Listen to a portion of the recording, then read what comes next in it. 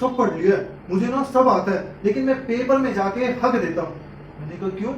कहता है जो सिली मिस्टेक वाली चमगादड़ है ना, वो मेरे जीवन में चिपक गई है। तो करना क्या है, इसको जीवन से उखाड़ के फेंक देना है। हेलो एवरीवन, मैं हूं आपका अपना जगत भैया। तो जब मैं 11th और 12th में जेई की तैयारी कर रहा था, मैंने एक लाइन लिखी थी कि ये चंद कागज के टुकड़े क्या बताएंगे औकात मेरी, ये चंद कागज के टुकड़े क्या बताएंगे औकात मेरी। ऐ खुदा खड़ा हूं यहीं, ऐ खुदा खड़ा हूं यहीं, आजमा ले जितनी औकात है तेरी, आजमा ले जितनी औकात है तेरी।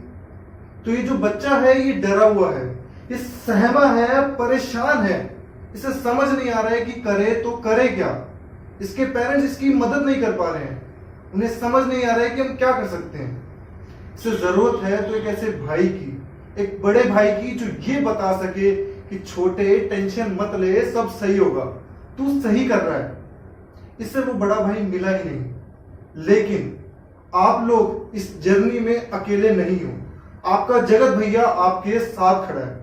अब आपको लग रहा होगा कि जगत भैया ज्ञान पे देंगे, पता नहीं इनका सिलेक्शन हुआ है या नहीं। अब मैं आपको अपने बारे में बता देता हूँ। तो मैं 10th तक हर क्लास में फर्स्ट आता है, कहते ना वो टॉपर, फर्स्ट बेंचर, टिपिकल वही। आज जब मैं 11th और 12th में गया तब मुझसे सब यही एक्सपेक्ट कर रहे थे कि मैं फर्स्ट आऊंगा, लेकिन भाई यहाँ तो हर कोई फर्स्ट आ रखा है। ये बात तो मुझे किसी ने बताई ही नहीं। मैं डर गया, मुझे लगने लगा कि यार मेरा सिलेक्शन तो पक्का नहीं होगा। मुझे लगने लगा कि यार पेरेंट्स ने इतना खर्चा कर दिया है, उन्होंने सारे खून पसीने की मेहनत मुझ पे लगा दी है।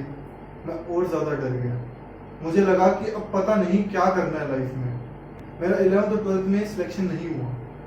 जब मैंने सेकंड अटेम्प्ट लिया तब मैं टॉप 100 में आने लगा और आज मैं बिट्स पिलानी से ग्रेजुएट हूँ।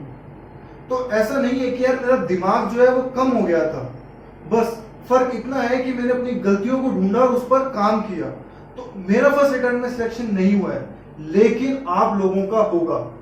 आपको बस आंख बंद करके जो मैं कह रहा हूं वो फॉलो करना है और मैं गारंटी देता हूं कि आपका सिलेक्शन होगा ही होगा। तो यार मेरे एक घर छोड़ के एक लड़का रहता है आर्यन, उसका मेरे पास कॉल आया, वो जेई की तैयारी कर रहा है। उसने बोला कि भैया मैंने ना सब पढ़ लिया है, मुझे ना सब आता है, लेकिन मैं पेपर में जाके हक देता हूँ। मैंने कहा क्यों? कहता है जो सिली मिस्टेक वाली चमगादड़ है ना, वो मेरे जीवन में चिपक गई है। तो करना क्या है, इसको जीवन से उखाड़ के फेंक देना है। अब मैं आपको एक ऐसा रामबाण देने वाला हूं जिससे आप गारंटीड कभी सिली मिस्टेक नहीं करेंगे। तो यार पहले ये समझना है कि सिली मिस्टेक है क्या। सिली मिस्टेक वो गलती है जो हम जाने अनजाने में कर देते हैं, अनकॉन्शियसली। तो हमें पता ही नहीं कि हम किस तरह की गलती कर रहे हैं। अगर हमें पता ही नहीं तो हम इसको दूर कैसे करेंगे। तो ये समझना होगा कि हर बच्चा एक नई तरह की गलती करता है। तो उस बच्चे को पहले ये ढूंढना है कि मैं किस तरह की सिली मिस्टेक करता हूँ। तो सिली मिस्टेक ढूंढते कैसे? लेट्स सपोज आपका टेस्ट होता है, फिर टेस्ट देकर आप घर पर आते हैं, आराम करते हैं, मस्ती वस्ती करते हैं। फिर उसी दिन शाम को या अगले दिन सुबह उस टेस्ट पेपर को एनालाइज करो। ऐसा क्यों? ताकि आपको ये याद रहे कि आप किस तरह की गलती कर रहे हो। अब हमें एक इसके लिए नई कॉपी लगानी है। उस कॉपी के अंदर हर तरह के क्वेश्चन जो हमने गलत किए हैं, वो गलत क्वेश्चन और उसका रीजन लिखना है कि हमने वो गलती क्यों की। अब लोग क्या करते हैं कि हम सिली मिस्टेक कोई रीजन नहीं है।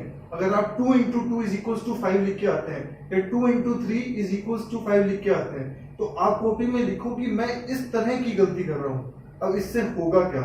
अब हम टेस्ट पेपर जब अगला देने जाएंगे उससे पहले हम इस टेस्ट को एनालाइज करेंगे कि भाई मैं इस तरह की गलती कर रहा हूँ। यार मान लो तुम नया फोन लेते हो, ठीक है।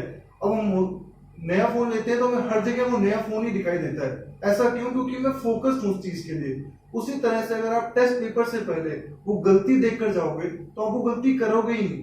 तो मैं अपना एग्जांपल लेता हूँ। मैं जब पढ़ाई करता था ना, मुझे कभी नोट नहीं दिखता था। मुझे हमेशा नोट वाले क्वेश्चन के अंदर जल्दबाजी में गलती होती थी।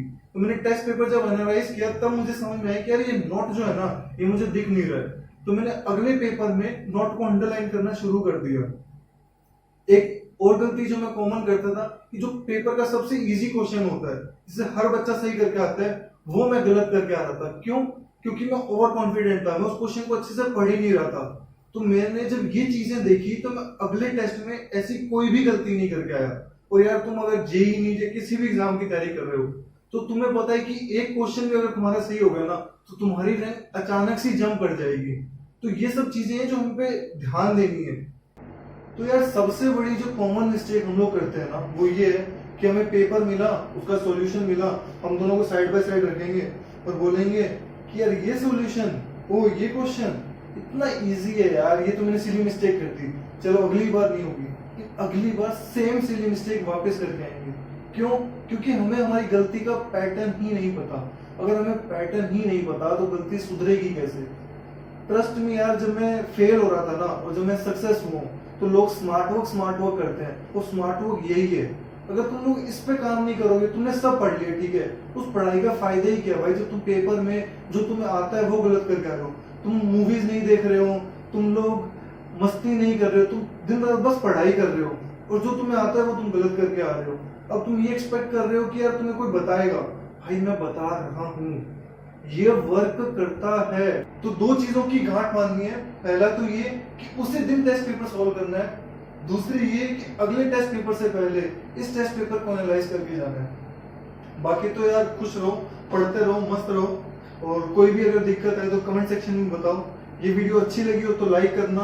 और सच बता रहा हूँ, बड़े भाई की बात मान के ये एक बार जरूर ट्राई करना जो मैंने तुम्हें बताया है।